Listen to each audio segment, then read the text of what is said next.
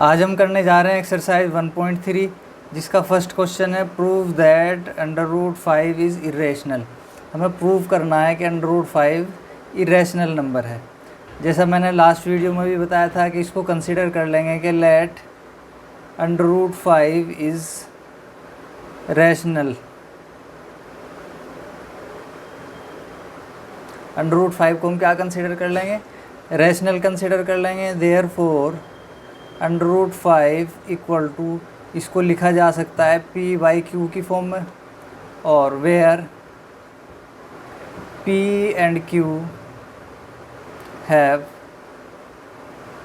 Common factor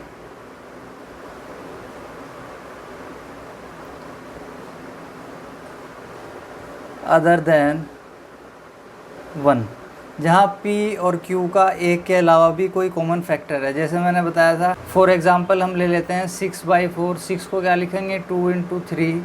4 को क्या लिखेंगे? 2 × 2। तो इन दोनों का 2 कॉमन फैक्टर है, और 2 को अगर हम कैंसिल कर दें तो कितना आएगा? 3/2। तो अब 3/2 का कोई कॉमन फैक्टर नहीं है, तो ऐसे ही यहाँ लिखेंगे बाय डिवाइडिंग कॉमन फैक्टर।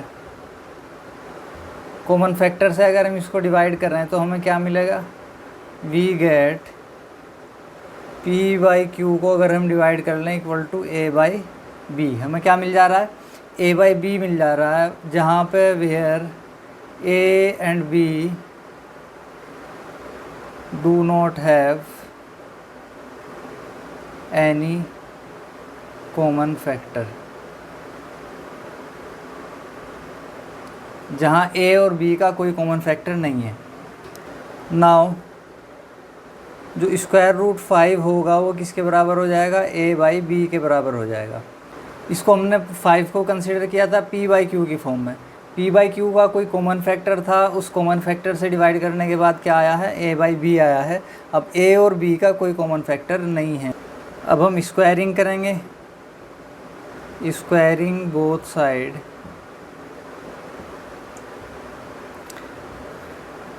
√5 का स्क्वायर करेंगे, कितना आएगा? √5 का स्क्वायर इक्वल टू a/b का स्क्वायर, या इसको लिख सकते हैं हम √5 का स्क्वायर करेंगे तो 5 आएगा equal to a² square. Cross multiply करेंगे तो 5 × b² इक्वल टू किसके बराबर आएगा? a² के बराबर आएगा। इसको हम इक्वेशन 1 कंसिडर कर लेंगे। अब यहाँ लिखेंगे 5 × b² इक्वल टू a²। इसको हमने इक्वेशन 1 कंसिडर किया था। देखो इसके अकॉर्डिंगली क्या है कि a² को हमने क्या लिखा? 5 × b²। इसका मतलब a² 5 से डिवाइड हो सकता है, क्योंकि हमने इसको इसके फैक्टर की फॉर्म में लिखा है। Therefore 5 divides a²।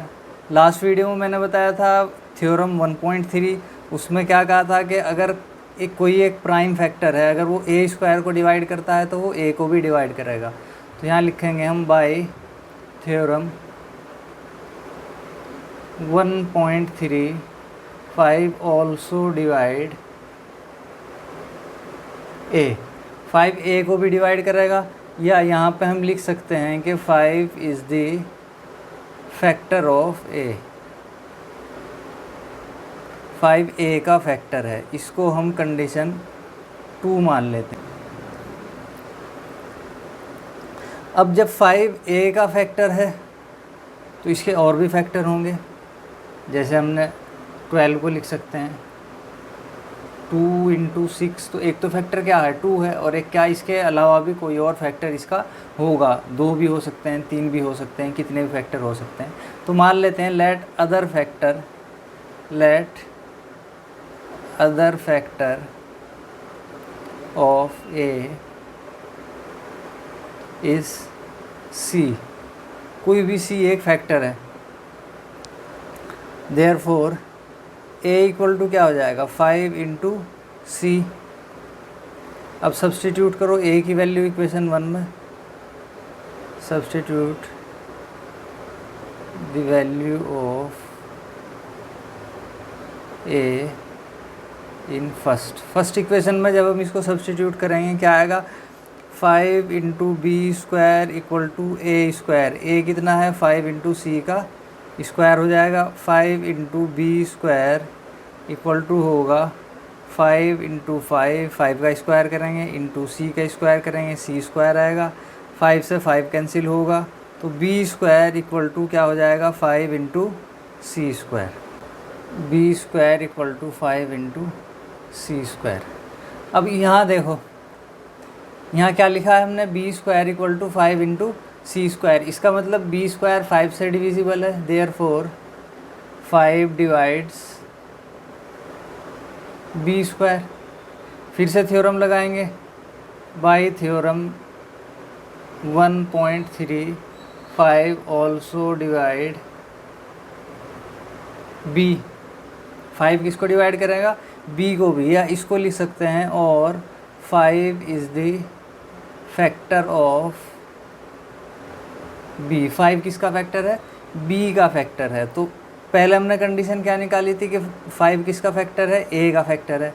अब हमने क्या निकाली है कि 5 किसका फैक्टर है, बी का फैक्टर है। इसको थर्ड ले लेंगे तो यहाँ हम लिखेंगे from 2 and 3 5 is the common factor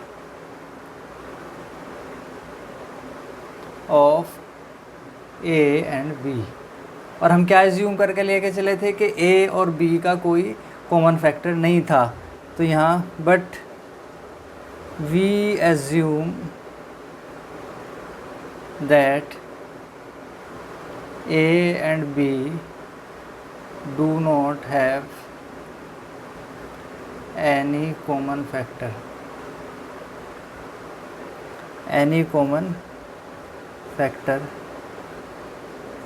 other than 2 1।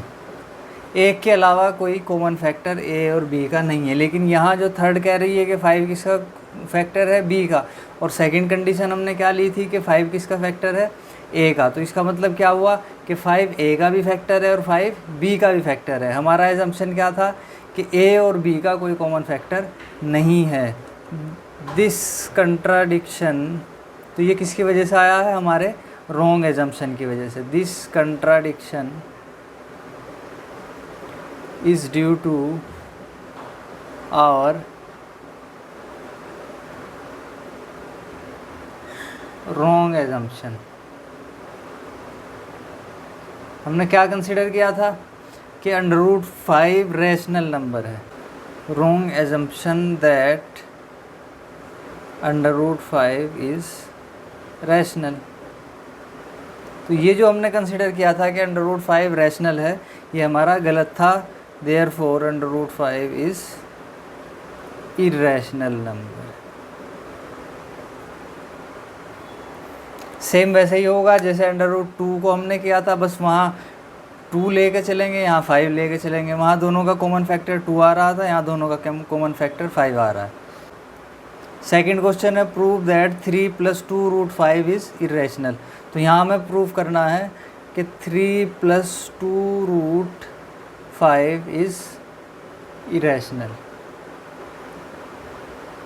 तो यहाँ भी हम वही कंसीडर करके लेके चलेंगे। हम मान लेंगे लेट 3 + 2 √5 इज़ रैशनल नंबर। तो देयरफॉर 3 + 2 √5 को हम किसकी फॉर्म में लिख सकते हैं, ए और बी की फॉर्म में लिख सकते हैं। हम यहाँ लिख देंगे where a and b are integers. A और बी इंटीजर्स हैं। नाउ अब इसको कैलकुलेट करो। 2 √5 इक्वल टू हो जाएगा a/b। 3 इधर प्लस में है, उधर जाके माइनस में हो जाएगा, -3। ये अब यहाँ पर 2 मल्टीप्लाई में है, उधर जाके डिवाइड में होगा। √5 इक्वल टू 1/2 हो जाएगा। इधर 2 है ना मल्टीप्लाई में, डिवाइड में 1/2 होगा इंटू होल के 1/a/b -3। अब देखो ये पूरे का पूरा जो राइट हैंड साइड में जो आ रहा है, अब a क्या है, इंटीजर, b क्या है, इंटीजर। ये पूरे का पूरा रैशनल है, और रैशनल में से रैशनल माइनस करते हैं, रैशनल ही आता है। 2 से डिवाइड करेंगे उसको तब भी क्या आएगा, रैशनल ही आएगा। तो होल पूरे का पूरा पार्ट जो है वो क्या होगा, रैशनल आएगा। जो राइट हैंड साइड है वो हमारा is rational, because a and b are integer. A और बी इंटीजर हैं तो होल पार्ट हमारा राइट हैंड साइड में क्या होगा, रैशनल होगा। लेकिन लेफ्ट हैंड साइड क्या है, irrational. But left hand side में क्या है, दैट इज़ √5 इज़ इरेशनल। तो यहाँ लेफ्ट हैंड साइड हमारा इरेशनल है और राइट हैंड साइड क्या है, रैशनल है। बीच में किसका साइन है, इक्वल टू। कभी भी ऐसा नहीं हो सकता कि रैशनल और इरेशनल आपस में बराबर हों, विच इज़ रॉन्ग, जो कि हम क्या है, गलत है। कभी भी रैशनल और इरेशनल इक्वल नहीं हो सकते। देयरफॉर जो हम मान के चले थे 3 + 2 √5 इज़ ए रैशनल, वो गलत है। तो इसका मतलब क्या होगा कि 3 + 2 √5 is,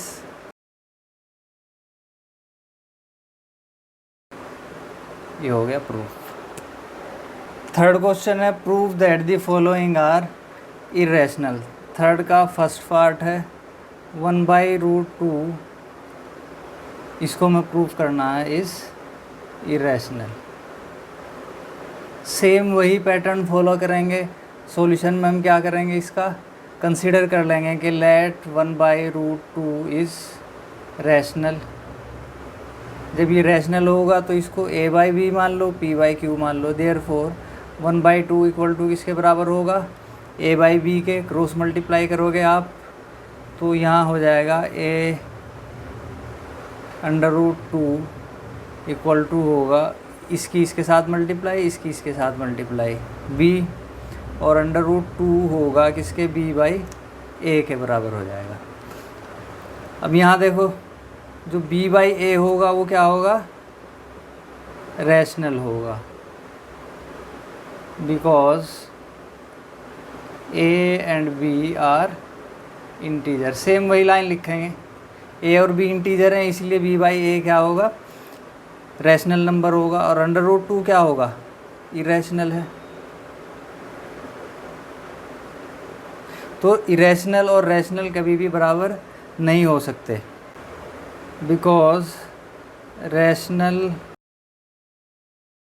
irrational can never be equal. Therefore 1/√2 is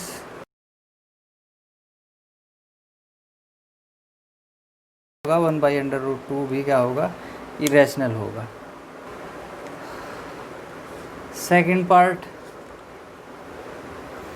7/5, फिर से कंसीडर करेंगे। Let 7/5 is rational.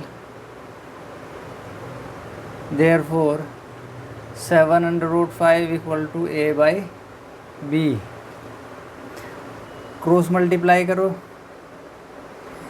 7 × √5 × b equal to a की 1 के साथ करेंगे, a आएगा।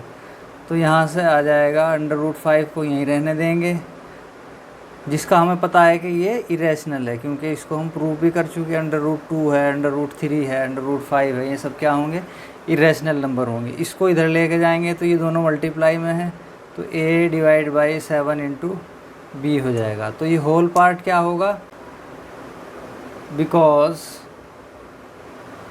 a and b are integers.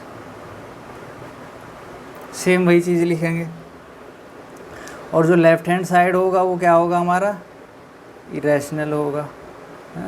But √5 is irrational. तो फिर से वही लिखेंगे कि रैशनल और इरेशनल कभी भी इक्वल नहीं हो सकते, which is not possible. Therefore 7/5 is irrational number. Next है हमारा थर्ड पार्ट 6 + √2, इसको हमें शो करना है। Is irrational. यहाँ कंसिडर करेंगे हम लेट 6 + √2 इज़ रैशनल,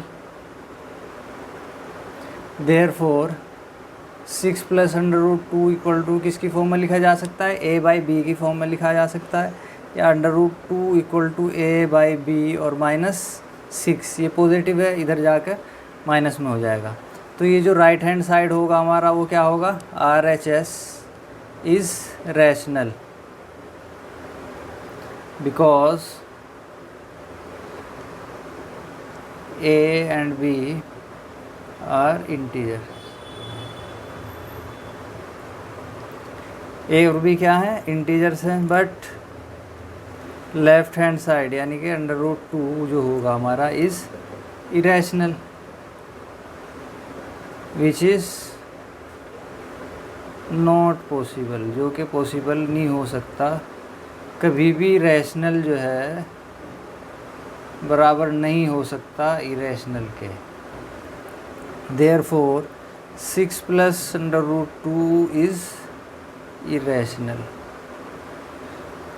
प्रूव हो गया। तो ये हमारी एक्सरसाइज 1.3 कंप्लीट हो गई है।